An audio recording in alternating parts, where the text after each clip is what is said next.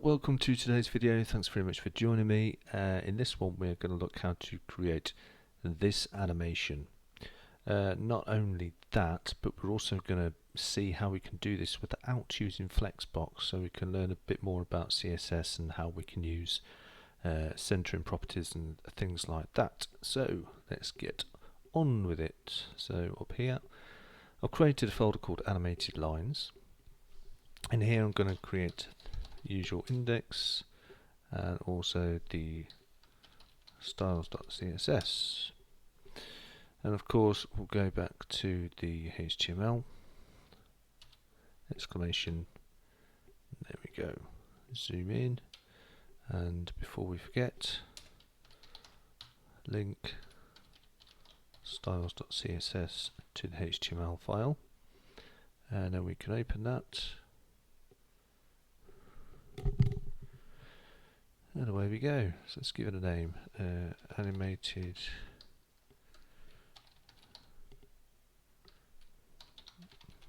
lines. Okay. There's not going to be much HTML in here at all. In fact, we've got the body tag. Let's close this down over here. We've got the body tag. So let's do ul li times 6. That's it. That's all we need in there for this. So as you can see, the dots have appeared up here, which are the list styles for these list items. Right, I guess we can now jump over to the CSS. I'm going to do the usual with the resets. So we can do padding 0, margin 0. And down here in the body, just for example's sake, height of 100 viewport height, and in fact the background I'm going to use the gradient generator, and this is the one I have decided to use, which is shown up here. So I'm going to go over here and paste that in. Bridge that over, save. Let's go back to here. There we go, there's a gradient. Okay, so that's all we need for the body. So let's get on with the UL, the unordered list. I'm going to do position of absolute. Now I know in the past I've said if you want to use absolute, you need to use a position relative somewhere else in a parent, so you can absolutely position to that element. But if we look in here, the only thing above is the body, and it will by default take the body to be the relative parent, so we don't need to do that here. We could go into body and put position relative, but there's absolutely no need. So for this we're going to give it a height of 200 pixels. We're going to give it a width of 500 pixels. This is just the box that the animation is in. And we're going to say from the left we want it 50% in, and from the top we want it 50% down. Now I'm going to give this a background colour before I show you what happens. I'm going to say slate blue. Save. What has happened over here is this point in the corner, because everything works from the top left of an element, that is 50% down and 50% from the left. So we need to pull this back 50% of this width and 50% up of its height. So to do that, let's do it up here. We can use the transform property and then use translate, as you can see there. So I'm going to minus 50%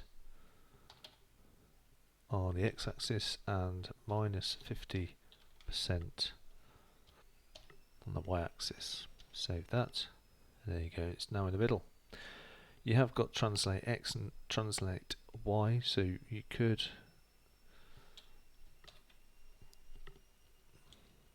we just put that back to as it was, say transform, and as you can see you've got translate X, so you can just do minus 50% here, and that would just pull it over, and then you could obviously do the same for the y-axis.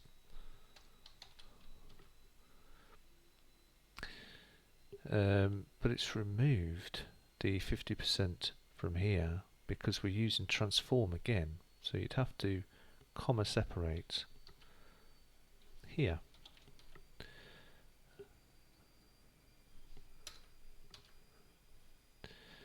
So excuse me, there you go, you don't comma separate, you just add it. So you're putting it on one line anyway, so you may as well use the shorthand, which is basically leave the X and the Y out, and then put them both, pass both 50% values into the translate function. So there we go. So that's one of the things I wanted to show you about this. Let's give it a border radius. 20 pixels. I'm just going to give it a back box shadow of 0030. That's XY blur, RGBA. I'm going to do 1514.3 on the. There we go. Now that list style's horrible, isn't it? It's still there. So let's get rid of that. List style none. Right, we've got our box. Sweet. Let's go to the list items. I'm going to say display block. So we're not using flex, so I'm going to say float left. In fact, yeah, let's carry on with that. Margin left 10 pixels, margin top 79 pixels. I know these seem like random values, but I've worked these out, just messing about. I'm going to give it a width of 6 pixels. And obviously I don't want to add width to that by having a border, so I'm going to remove the border and give it a height of 40 pixels. I'm going to actually move that to here, so that makes more sense. Save. Can't see anything yet because I haven't given it a background colour, have I? So background colour, white smoke. Okay, so you can see the little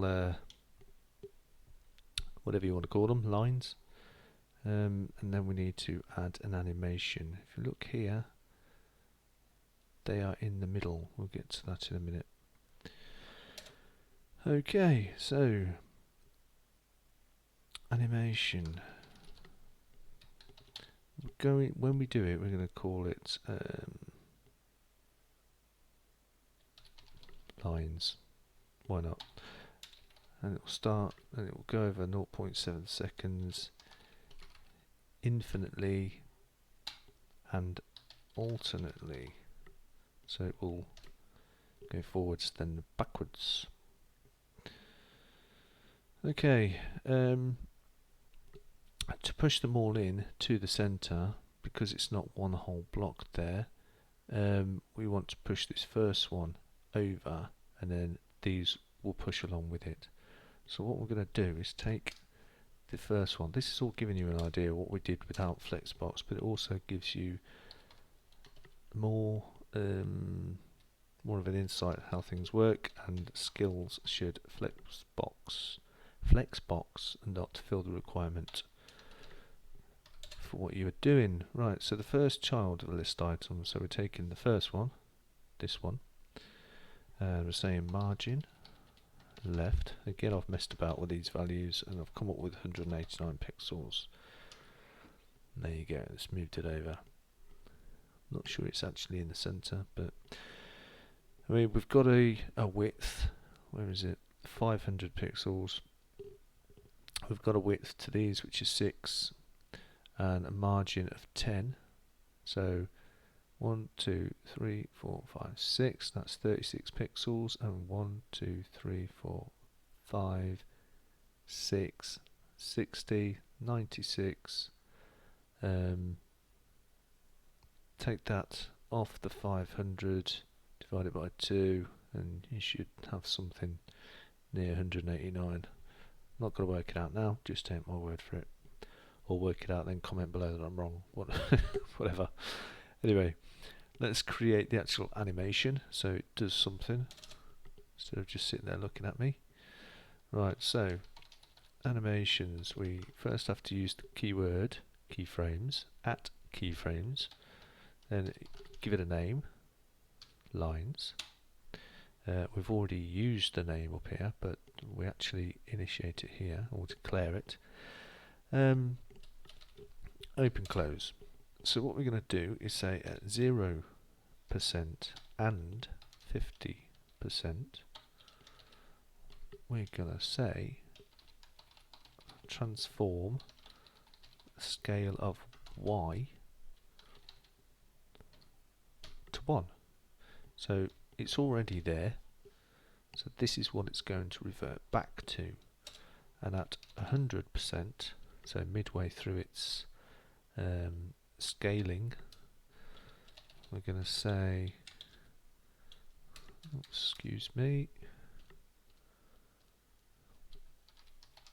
transform scale y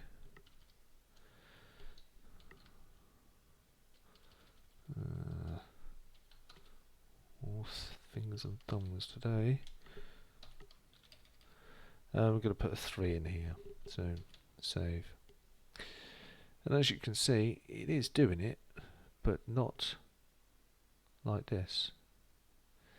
So we need to stick a delay on each one of these, but obviously each one is going to have a different delay because they start at different times. So in order to do that, we're going to do something similar to what we did up here and target each one individually. So we've got the animation's going, so we can say li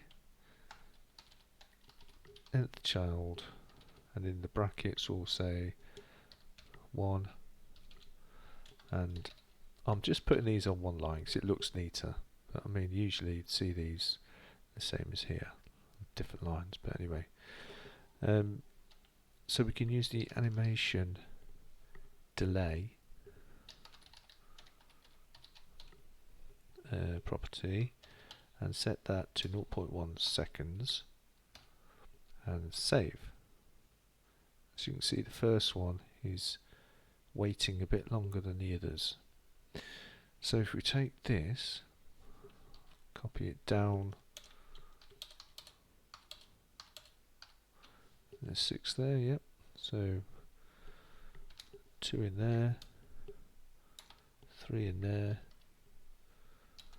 4 in there, 5 and 6. And all we need to do is change the time of each one.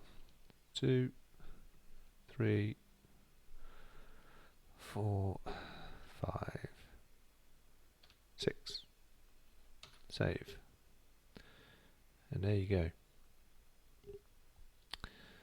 So, hopefully that all made sense. What I really wanted to show you was obviously the animation and the animation delay property, but the way in which you can use float. So if we said float right, you can see that it's all floated to the right. I think that's the first child over there. But yeah, it floats everything to the left, hence the reason why everything was over here and we had to push it all over as a margin. But anyway, hopefully that has given you food for thought if you're new to that. And as well as that, you've created a cool animation. which you could minimize, stick in a corner, or have it as a loading animation, whatever. But anyway, that's all for now. Thank you for watching. Please do leave a like, please subscribe, and leave comments. I'll put this in a GitHub repo as always. Until next time, thank you for watching. Bye bye.